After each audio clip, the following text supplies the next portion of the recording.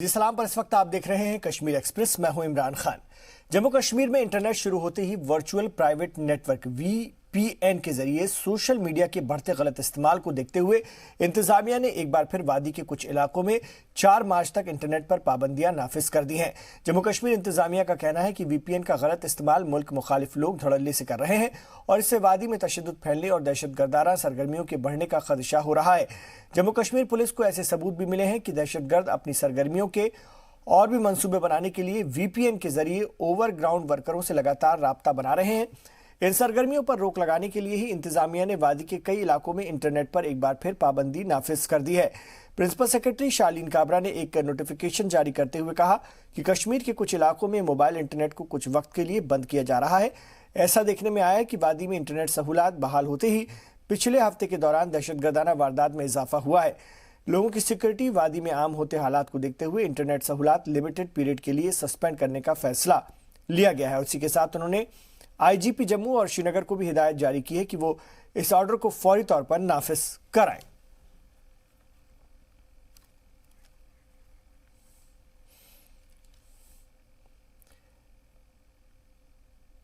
तो आपको बता दें कि प्रिंसिपल सेक्रेटरी शालीन काबरा ने एक नोटिफिकेशन जारी करते हुए कहा है कि कश्मीर के कुछ इलाकों में मोबाइल इंटरनेट को कुछ वक्त के लिए बंद किया जा रहा है। ऐसा देखने में आया है कि वादी में इंटरनेट सहूलत बहाल होते ही पिछले हफ्ते के दौरान दहशतगर्दाना वारदात में इजाफा हुआ है। लोगों की सिक्योरिटी वादी में आम होते हालात को देखते हुए इंटरनेट सहूलत लिमिटेड पीरियड के लिए सस्पेंड करने का फैसला लिया गया है। और इसी के साथ उन्होंने आईजीपी जम्मू और श्रीनगर को भी हिदायत जारी की है कि वो इस ऑर्डर को फौरी तौर पर नाफिज करवाएं।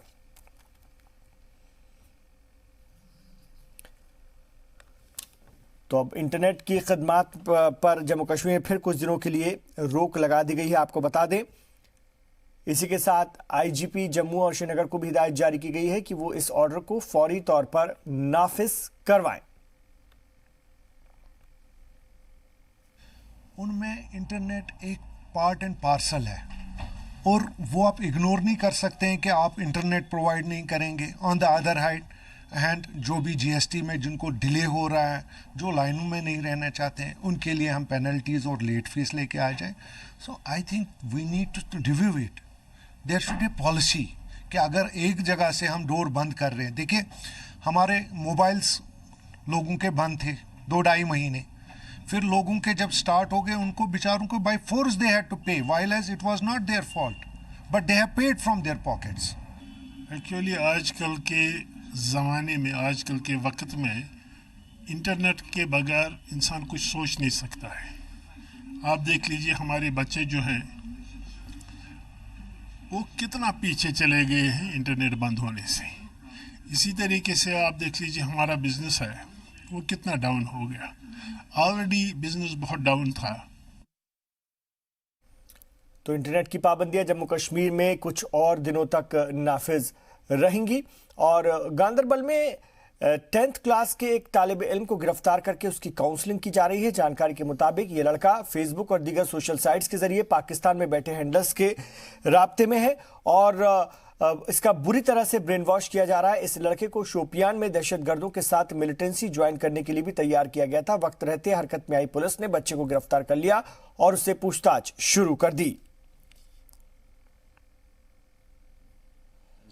अपन सोशल मीडिया तो वो राउंड द क्लॉक काम करती हैं और एक हमारी टीम बैठी है जो सर्विलेंस रखती है, स्पेशली उन लोगों पे कि जो अपने फेसबुक अकाउंट पे ऑब्जेक्शनेबल मटेरियल अपलोड करते हैं, लाइक करते हैं, पासन करते हैं। तो अकॉर्डिंगली एक केस हमारे नोटिस में आया था। यहाँ शालबुक का बच्चा है कि जो अपने फेसबुक पे आईएसआई आइडियोलॉजी को प्रोपेगेट करने के लिए डिफरेंट कंटेंट्स अपलोड कर रहा था। उसको हमने ज़ीरोइंग करके उसका फ़ोन नंबर ट्रेस किया। देन फर्दर सर्विलेंस से पता चला कि पाकिस्तान में हैंडलर्स एक फियाज करके उसके टच में था और उसने शोपियाँ के एक ग्रुप से इसको कांटेक्ट करवाया था एंड ही वाज मोटिवेटेड कि ज्वाइन करे मिलिटेंसी को। अभी ये 10th क्लास का स्टूडेंट है और इसका माइंडसेट हमने जब इंट्रोगेशन के दौरान पता चला कि हाईली रेडिकलाइज्ड बच्चा, जिसको हर चीज़ में लगता है कि ये दुश्मन है, फोर्स दुश्मन है, हर इस्टेब्लिशमेंट का पार्ट जो गवर्नमेंट का वो उसका दुश्मन है। So he was ready to join but timely हमने उसे अरेस्ट किया। We have registered case FIR number 4 police station Kheer Bhawani में। उधर इंटरनेट पर पाबंदियों को लेकर जम्मू के लोगों को परेशानियां भी पेश आ रही हैं। खासतौर पर दुकानदार और तलबा इसको लेकर परेशान हैं। देखिए, हम दुकानदारों को इसका बहुत लॉस है। लोग जेब में पैसे कम रखते हैं, ज़्यादा पेटीएम पर ही पेमेंट करते हैं। तो हमारे प्राइम मिनिस्टर मोदी ने भी ये कहा है कि ई पेमेंट वगैरह इसको चलाने के लिए, तो ये तभी चलेगा जब नेट होगा। तो नेट पर पाबंदी लग रही है और इसको एक्सटेंड कर दिया गया है। तो छोटे दुकानदारों के लिए तो बहुत मुश्किल है। हमारा रोज़गार कैसे चलेगा? ये हमने पेटीएम रखा है, लोग आते हैं मांगते हैं, हम कहाँ से लेंगे, कैसे चलाएंगे? जब नेट ही नहीं होगा तो ग्राहक वापस जाता है, हमें इससे लॉस हो रहा है। नेट बंद करना स्टूडेंट्स के लिए बहुत ज़्यादा सफ़र करना पड़ा स्टूडेंट्स को। एक तो कश्मीर और जम्मू कश्मीर में पूरा जो ये नेट बंद कर दिया गया, इसकी वजह से स्टूडेंट्स को इतना ज़्यादा सफ़र करना पड़ा। स्टूडेंट्स एक्सपेक्ट कर रहे थे कि मे बी बोर्ड एग्ज़ाम्स आने से पहले सरकार शायद नेट चालू कर दे। जैसे हमारा मोबाइल का काम है, तो मोबाइल अगर नेट नहीं चलेगा तो कस्टमर मोबाइल नया ख़रीदना इतना प्रेफर नहीं करता। तो हमारी तो सेल काफ़ी सफ़र कर रही है उस हिसाब से। एक पॉजिटिव न्यूज़ आई थी कि नेट चलने लगा है, तो काफ़ी खुश थे हम लोग। बट अब 1 महीना और सेल सफ़र करेगी, क्या बोल सकते हैं। उनके होंगे कुछ अपने रीजंस होंगे नेट बंद करने के, बट हमारे बिज़नेस के लिए तो नेट चलेगा तो वो हमारे लिए ज़्यादा अच्छा है। जल्दी से जल्दी जो भी उनके मसले हैं वो सॉर्ट आउट हों और नेट चले। अमेरिका के सदर डोनाल्ड ट्रंप ने अपने हिंदुस्तान दौरे के दूसरे दिन आज दिल्ली से पाकिस्तान को सख्त पैगाम दिया। अमेरिकी सदर ट्रंप ने पाकिस्तान को सीधे अल्फाज में हिदायत देते हुए कहा कि पाकिस्तान को अपनी जमीन से दहशतगर्दी को खत्म करना ही होगा। ट्रंप ने ऐलान किया कि दहशतगर्दी के खिलाफ हिंदुस्तान और अमेरिका की साझा लड़ाई जारी रहेगी। सदर ट्रंप ने कहा कि इंतहापसंद सोच वाले इस्लामिक दहशतगर्दी पर कार्रवाई के लिए दोनों मुल्क मिलकर काम करेंगे। In our discussions, Prime Minister Modi and I affirmed our two countries' commitment to protecting our citizens from radical Islamic terrorism. In this effort, the United States is also working productively with Pakistan to confront terrorists who operate on its soil. Poonch जिले में पिछले कई दिनों से लगातार LOC पर जंगबंदी की खिलाफ वर्जी की जा रही है। पाकिस्तानी फौज ने पुंछ के गुलपुर सेक्टर के करमाड़ा इलाके में देर शाम हिंदुस्तानी चौकियों को निशाना बनाकर फायरिंग की। चौकियों के साथ साथ रिहायशी इलाकों को निशाना बनाकर हल्के और बड़े हथियारों से भारी गोलाबारी भी की गई। बिना उकसावे की जा रही ये गोलीबारी रात भर जारी रही। पाकिस्तान की जानिब से की जा रही इस गोलीबारी में इस पूरे इलाके में दहशत का माहौल बना हुआ है। गोलाबारी तो यहाँ पे आए दिन चलती रहती है। गोलाबारी मतलब कभी कभार जब से ये दफ़ा 370 हटाया गया है उसके बाद से मतलब ज़्यादातर फायरिंग चलती है यहाँ। पिछले दिनों में कुछ दिन मतलब फायरिंग कम हो गई थी, आज फिर दोबारा मतलब शुरू हुई है। पिछले कई दिनों से पुंछ जिले में पाकिस्तान की तरफ से जबरदस्त गोलाबारी हो रही है। हम आपको बता दें, आज सुबह जहां कीरनी कस्बा में गोलाबारी की गई, वहीं आज शाम को गुलपुर सेक्टर के करमाड़ा गांव में भी गोलाबारी शुरू कर दी। शाम 6 बजे से चल रही गोलाबारी जो अभी तक लगातार चल रही है। जी मीडिया की टीम इस वक्त बिल्कुल एलओसी के ऊपर है और पाकिस्तान की तरफ से जो गोलाबारी हो रही है, जहां एक तरफ वो भारतीय पोस्टों को निशाना बना रहा है, वहीं जो उसकी गोलाबारी गांव के बीच में आ रही है। लोगों में एक डर का माहौल पैदा हो गया है। लोग अपने घरों के अंदर बंद होकर रह गए हैं। जो घरों के अंदर हैं वो अंदर ही हैं, जो यहाँ से बाहर थे वो अभी तक अपने घरों में नहीं पहुँच पाए। लोगों में एक डर का माहौल है और लोगों का कहना है कि कब तक ये गोलाबारी इसी तरह चलती रहेगी। एलओसी गांव करमाड़ा से रमेश बाली, जी मीडिया। और रमेश बाली इस वक्त हमारे साथ फोन लाइन पर जुड़ गए हमारे रिपोर्टर पुंछ से। रमेश बाली, जानना चाहेंगे आपसे फिलहाल किस तरह की सूरत हाल बनी हुई है? जी, आपको बता दें कि पिछले 6 दिनों से लगातार पाकिस्तान की तरफ से पुंछ जिले के कई सेक्टर में गोलाबारी की जा रही है। आज सुबह 12 बजे से लेकर अभी तक जो शाहपुर कस्बा कीरनी जो गांव है वहां पे गोलाबारी की जा रही है। और सबसे बड़ी बात यह है कि आज पाकिस्तान की तरफ से जो भी गोलाबारी की गई है वो शाहपुर सेक्टर के रिहायशी इलाके हैं वहां पे की गई है और इसमें दो लोग हुए हैं जिनकी पहचान करामत हुसैन और मुश्ताक हुसैन के रूप में हुई है। और ये सबसे बड़ी बात है कि जो मुश्ताक हुसैन है ये वहां के एक मशहूर जियारत है साईं मीरा जियारत, वहां पे माथा टेकने के लिए गए थे जो सुरनकोट के रहने वाले हैं। और जब वहां पे पहुंचे तो वहीं पे पास पे आके जो जिससे ये इंजर्ड हो गए और इनमें से एक जो है उनको काफी चोटें आई है। और पाकिस्तान की तरफ से जो सीजफायर वायलेशन की जा रही है और ज्यादातर गांव को ही निशाना बना रहा है। अगर दिबाग सेक्टर की बात करें तो खड़ी करमाड़ा में रात भर जो पाकिस्तान की तरफ से गोलाबारी चलती रही, जिससे पूरी रात लोग एक डर के सहाय में रहे। जी, लगातार गोलीबारी, एलओसी पर और जंगबंदी की खिलाफ वर्जी और पाकिस्तान की ये पुरानी हरकत है। मौसम बदलने के साथ साथ भी इस तरह की हरकत करता है। जब बर्फबारी शुरू होने वाली होती है उससे पहले इस तरह की हरकत करवाई जाती है। लेकिन 370 हटने के बाद और जिस तरह की सख्ती बरती जा रही है, एलओसी पर सिक्योरिटी टाइट है, उससे भी बौखला गया है पाकिस्तान।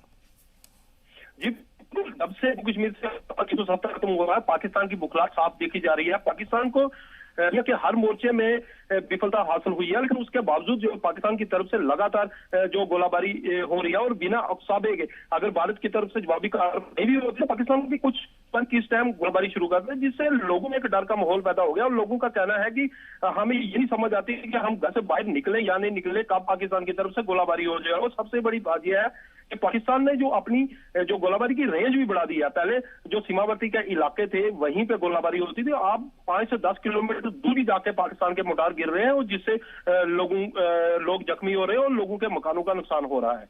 जी, लगातार हिंदुस्तानी फौज भी कार्रवाई कर रही है, क्या पाकिस्तान को भी नुकसान पहुंचा है? जी बिल्कुल, अगर पिछले दिनों की बात करें तो लगातार जो जवाबी कार्रवाई की गई है उससे पाकिस्तान की पोस्टें भी दोबारा हुई है। अब 2 दिन पहले भी पाकिस्तान का एक सैनिक जो इस गोलाबारी में मारा गया था जवाबी कार्रवाई में। पाकिस्तान का काफी नुकसान होता है, लेकिन पाकिस्तान जो सुधरने का नाम नहीं ले रहा है, वो उसको बिल्कुल नहीं है कि मेरा भी नुकसान हो रहा है। लेकिन जवाबी कार्रवाई में पाकिस्तान में भी काफी नुकसान हो रहा है। लेकिन जो पाकिस्तान सबसे है कि इन दिनों में ज्यादा गोलाबारी तेज शुरू कर दी है और सीमावर्ती गांवों में गोलाबारी इस वजह से करता है कि वो ज्यादा से ज्यादा घुसपैठ करवाने की कोशिश करे, लेकिन भारतीय सेना पाकिस्तान को मुंह तोड़ जवाब दे रही है। शुक्रिया रमेश बाली आपका इस पूरी जानकारी के लिए।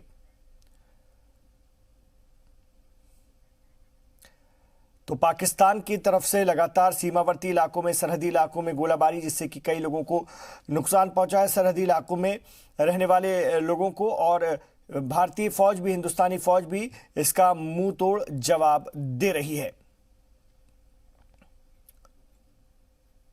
तो पाकिस्तान इस तरह की हरकत करता, अक्सर सीजफायर की खिलाफ वर्जी करता है, गोलियां और गोले दागता है, जिससे कि सरहदी गांव में रहने वाले लोगों को अक्सर परेशानी का सामना करना पड़ता है।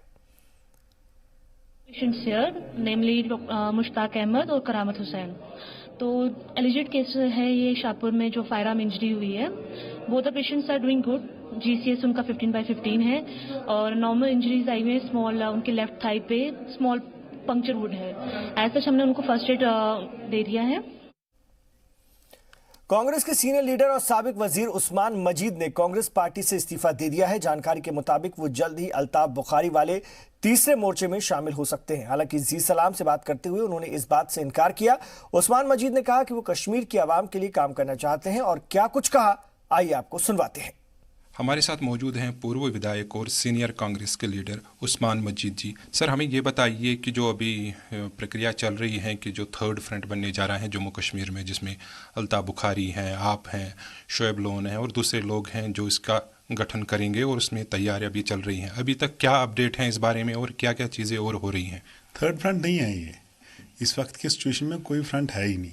ये एक पॉलिटिकल पार्टी बनेगी, रीजनल पॉलिटिकल पार्टी बनेगी और इसमें हम ख्याल दोस्त हम सब मिल रहे हैं, सबके साथ बात हो रही है जो अपने अपने पार्टियों से डिसइल्यूजन रहे हैं, क्योंकि जो सियासत उन्होंने आज तक यहाँ चलाई है, जिसका जम्मू कश्मीर की आवाम शिकार हुई है, तो वो सब आज समझ सकते हैं कि उन्होंने वो आपस में हम बैठे बातचीत कर रहे हैं और बहुत जल्द एक रीजनल पॉलिटिकल पार्टी क़याम में आएगी, उसका ऐलान होगा। तो ऐसे में नेशनल कॉन्फ्रेंस और जो पीडीपी के कई सारे लीडर हैं जो मेन स्ट्रीम के हैं या पूर्व मुख्यमंत्री हैं, वो भी लगातार हिरासत में हैं, तो उसके बगैर आप मानते हैं कि आप सफल रहेंगे इस प्रोग्राम में जो आपका है अभी आगे आने वाले दिनों में? देखिए, ये तो है कि हम चाहते हैं कि उनकी जो पीएससी उनके पे है अनफॉर्चुनेट है, लेकिन जो सिचुएशन इस वक्त रियासत के अंदर है, जो रियासत के अंदर सिचुएशन है वो इस वक्त डिमांड कर रही है, रियासत के लोगों की जो परेशानी है, इसलिए उसके बगैर चारा ही नहीं है कि हम लोग सामने आएँ और लोगों के लिए कोई रास्ता निकाले जहाँ से उनके मसले मसाइल होंगे, परेशानियाँ दूर होंगे।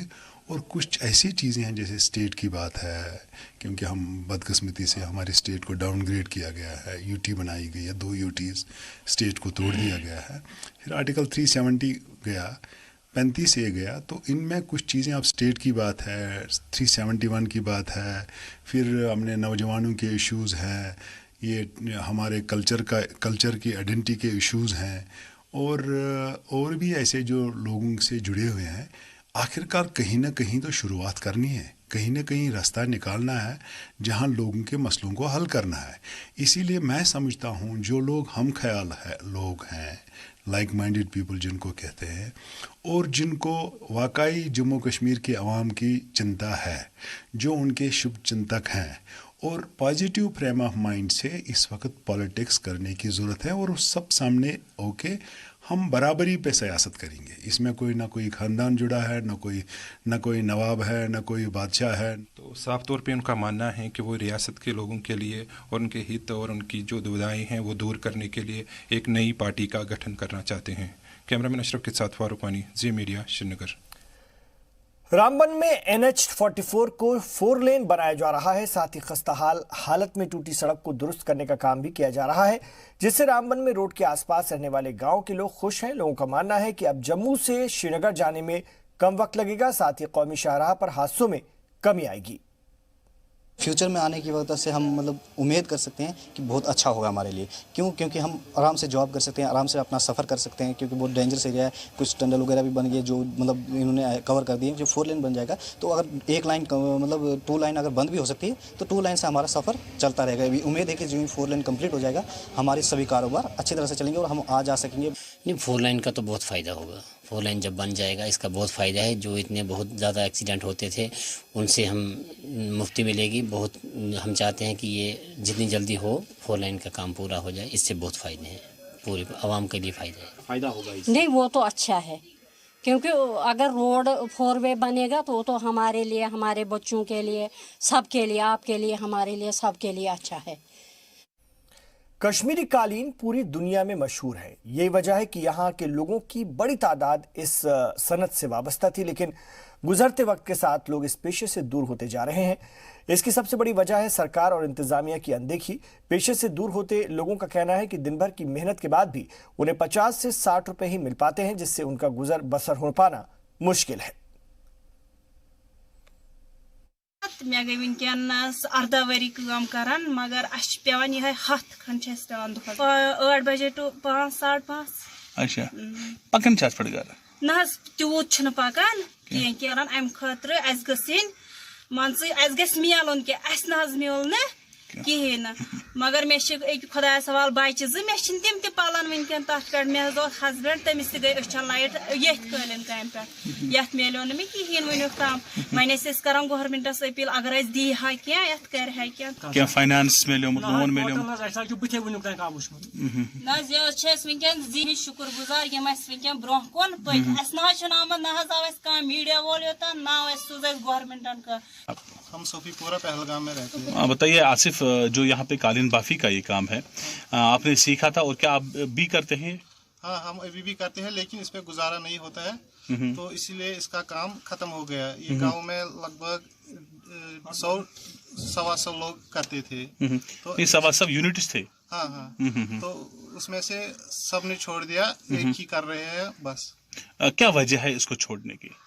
जब इसका रेट ही कम हो गया, डाउन हो गया रेट, दिन का खाली 50 या 60 रुपये मिलता है कारीगर को। हाँ, कारीगर को सुबह से लेकर शाम तक।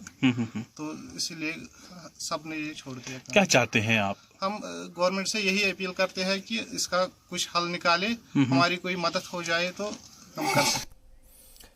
कश्मीर एक्सप्रेस में यहाँ रुकेंगे एक छोटे से वक्फे के लिए, लौट रहे हैं और भी खबरों के साथ।